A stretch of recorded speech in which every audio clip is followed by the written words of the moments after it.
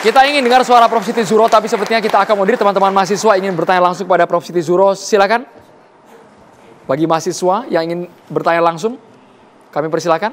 Namanya siapa, langsung ke pertanyaannya. Sudah menyala mic-nya? Baik, selamat malam Bapak Ibu. Sebelumnya perkenalkan, nama saya Rahma Ainur Aisyah Larasati. Saya mahasiswi Universitas Al-Azhar Indonesia. Sebelumnya terima kasih telah memberikan kesempatan untuk saya bertanya. Saya ingin mengajukan pertanyaan kepada Ibu Siti Zuhro khususnya. Pertanyaan saya langsung saja. Kejaksaan dianggap lebih berani dibandingkan lembaga penegak hukum yang lain. Kasus-kasus besar banyak dibuka oleh kejaksaan saat ini. Bagaimana pendapat Ibu? Silakan Prof. Siti Zuhro. Kejaksaan lebih berani, lebih menggigit dibandingkan penegak hukum yang lainnya, Prof. Iya, salah tanya ini. Iya, oke. Mengapa kejaksaan berani gitu ya? Kita tahu karena KPK-nya enggak berani. Kalau jawaban mudahnya kan seperti itu ya. Apa yang salah dengan KPK? Enggak pakai basa-basi loh ya, Prof. Iya, nggak usah basa-basi, ini udah saatnya kita memberikan literasi. Di depan kita ini kan mahasiswa-mahasiswi, orang-orang muda, Gen Z gitu ya. Jadi kita harus melakukan transfer knowledge yang proper ya. Mulai tadi kan sudah dengar ya, apa katanya Bang Luhut, apa katanya Bang Kodari, Mas Ferry, dan juga Bang Saur, dan juga Mas Yudi gitu ya. Saya menikmati mulai tadi itu. Menikmati luar biasa gitu. Untung nggak jantungan gitu ya. Luar biasa kencangnya. Iya, pakai acara berdiri gitu ya. Ini artinya sebetulnya pemberantasan korupsi itu bukan hanya tugasnya Pak Prabowo. Tugas kita semua. Kalau Pak Prabowo mengatakan dengan sangat tegas seperti itu, artinya bahwa di negara ini ada pemimpin sebetulnya. Pak Prabowo sedang melakukan tusinya, tugas pokok fungsinya sebagai presiden untuk memberikan komando. Bahwa kita akan memberantas korupsi. Jadi semua lembaga yang memberantas korupsi, yang melakukan pengawasan, itu harus efektif. Kita ragu, apa nyambung gitu loh. Antara message-nya Pak Presiden ini, visi misi programnya dengan yang harusnya mengeksekusi. Maka nilai 4 muncul tadi dari Bang Luhut. Karena begitu bagusnya statement dari Pak Prabowo, tapi belum diikuti ya oleh yang harus mengeksekusi. Maka muncullah banyak korupsi-korupsi yang memang sisa-sisa yang dulu kan gitu. Yang sekarang mungkin belum terlalu banyak kan gitu. Nah ini yang harus kita dorong sebagai mahasiswa, sebagai civil society untuk mengatakan itu. Jangan diserahkan hanya ke Pak Prabowo saja. Kita semua harus ikut memberantas korupsi. Tapi Prof menilai ada, tapi Prof tadi menyebutkan ada yang memang berani, ada yang nggak punya nyali buat memberantas korupsi. Iya, maka mestinya tadi itu kan rancangan undang-undang untuk perampasan aset itu disegerakan disahkan. 1. KPK undang-undangnya harus direvisi juga gitu. Maka ada instruksi lah paling tidak gitu ya. Kita kan sudah memintakan terus civil society, tapi belum goal gitu ya. Maka instruksi Pak Presiden kita ini harusnya didengar dengan sangat memadai oleh semuanya. Bahwa kita sedang akan memberantas korupsi. Sedang, bukan akan. Kita sedang memberantas korupsi, oleh karena itu memang semuanya harus melakukan itu.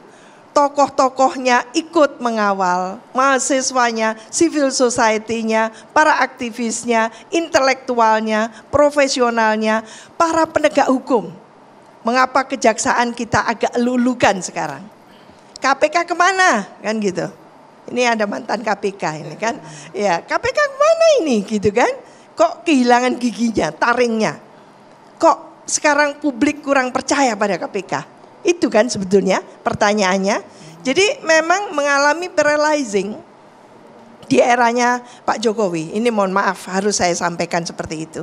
Jadi kita sekarang ini harus bangkit ya. Ukuran pemerintahan baru 10 bulan. Jadi memang belum 1 tahun. Apa yang disampaikan oleh Pak Prabowo itu luar biasa sudah. Sangat luar biasa. Kita tidak pernah mendengarkan ada presiden setajam ini mengatakan tentang pemberantasan korupsi. Itu. Ini bukan karena dekat Mas Ferry gitu ya.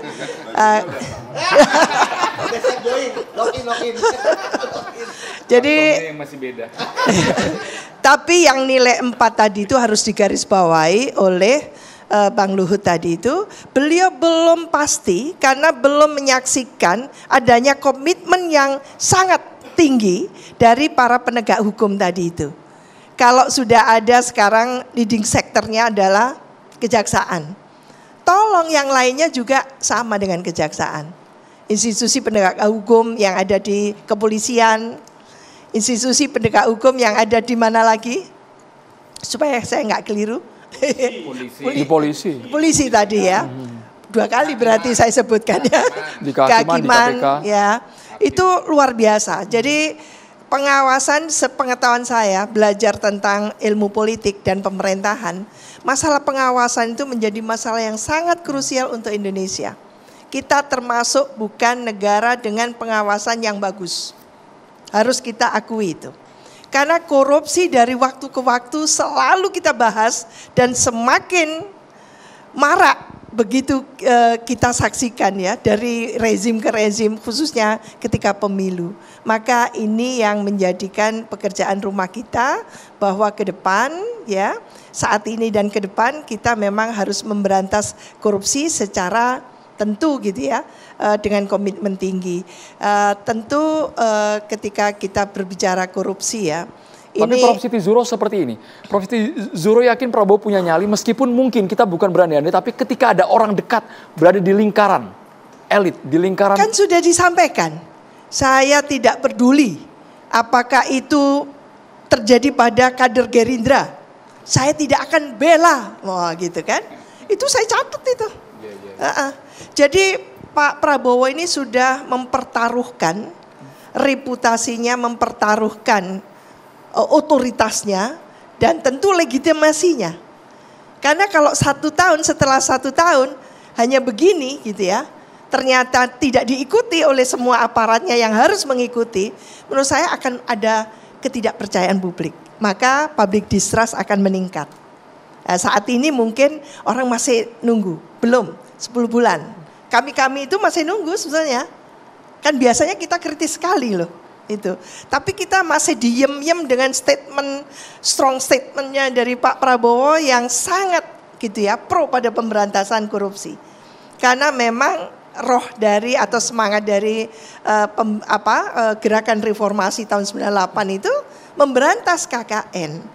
Dan ini yang tidak berhasil sampai saat ini. Bukan reda tapi merajalela. Ini terjadi bencana korupsi di Indonesia ini. Maka Pak Prabowo mengatakan perang terhadap korupsi. Dan ini sudah dikatakan akan dilakukan sampai ke akar-akarnya. Kalau akar tunjang gimana? Nah, kalau akarnya akar tunjang. Coba adik-adik mahasiswa ini.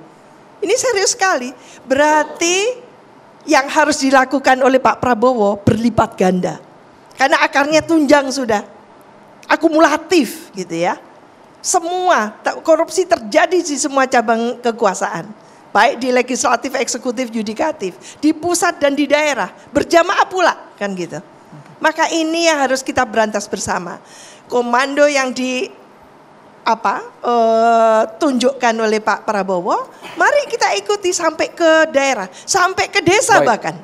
Bangsal. Ke desa, tidak berhenti hanya di kabupaten kota, sampai ke desa, kelurahan, ikut gayung bersambut untuk memberantas korupsi. Semua level, Prof Wiwi. Iya. Bang Saur memang menyadari memang kejaksaan saat ini lebih bertaring daripada lembaga lainnya. Saya kira ini sejarah karena memang ada yang sangat terstruktur dan sistematis untuk melakukan pelemahan kepada KPK. Kan kita juga sudah protes termasuk yang di samping saya ini kan juga korban daripada pelemahan daripada KPK. orang-orang yang berintegritas kemudian dibuang sampai dengan saat ini masih mereka membentuk nama yayasan IM57. Saya bahkan merujuk daripada kawan-kawan saya ini seperti apa yang di-endorse oleh Prof.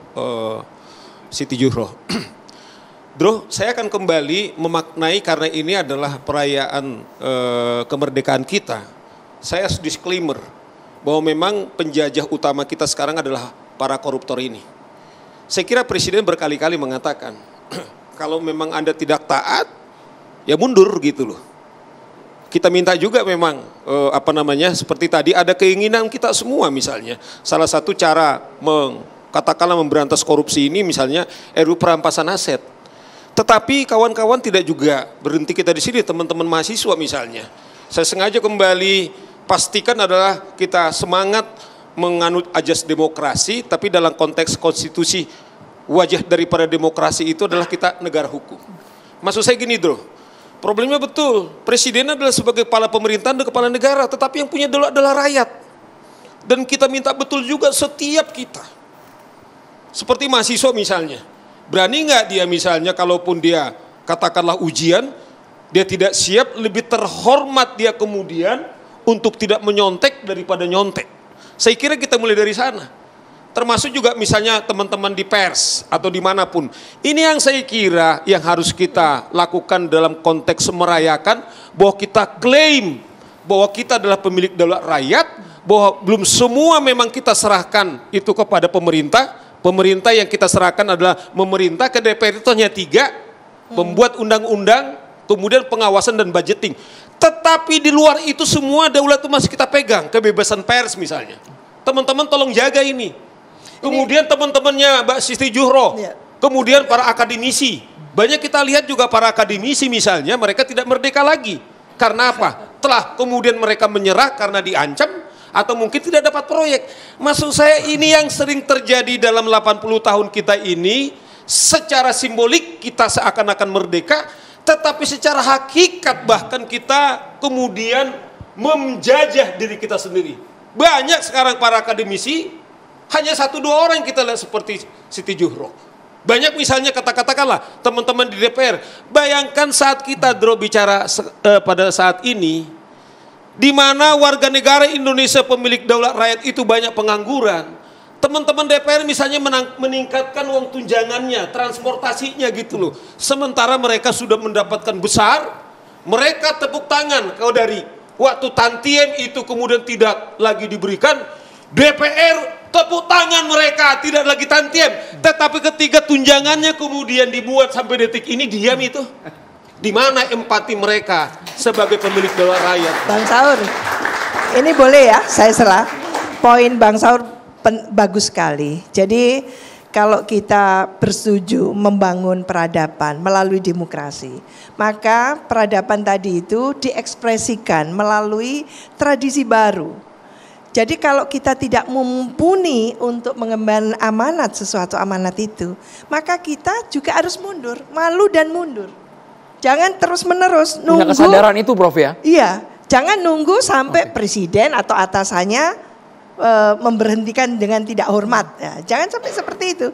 Jadi kira-kira sudah memang saya enggak mumpuni, saya enggak pantas, saya sudah melakukan kesalahan, ya mundur. Karena sudah diminta mundur apalagi oleh publik kan gitu.